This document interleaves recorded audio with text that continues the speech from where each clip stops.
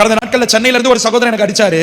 அந்த சகோதரனுடைய அவர் போயிட்டு இருக்கிற சபையினுடைய ஊழியக்காரர் ஆக்சிடென்ட் ஆகி இறந்துட்டார்.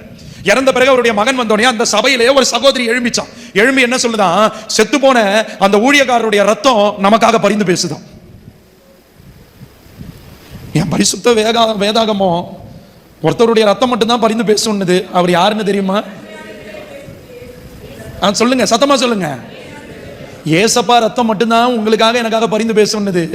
ஆனா இந்த ப்ராஃபட்டஸ், இந்த தீர்க்கதரிசி என்ன சொல்லுது? இது செத்து போன ஊழியக்காரனுடைய ரத்தம். கொஞ்சம் நம்ம உஷாரா இருக்க வேண்டிய காலகட்டத்துக்குள்ள நம்ம வந்துட்டோம். ஏன் சபைக்குள்ள மழை இல்ல, ஆவியானவர் இல்ல? ஏன் சபையினுடைய நிலங்கள்லாம் வெடிச்சு போயிருக்கு? ஏன் அறுவடையை பார்க்க முடியல?